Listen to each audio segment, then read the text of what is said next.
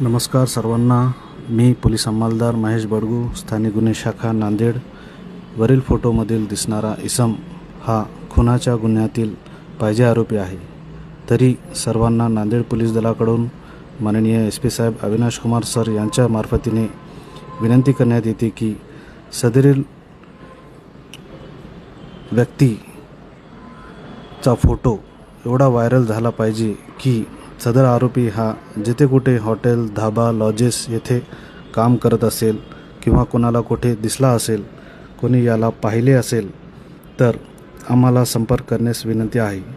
माझा मोबाईल क्रमांक आहे 98 50 1 2 3 7 1 3. धन्यवाद.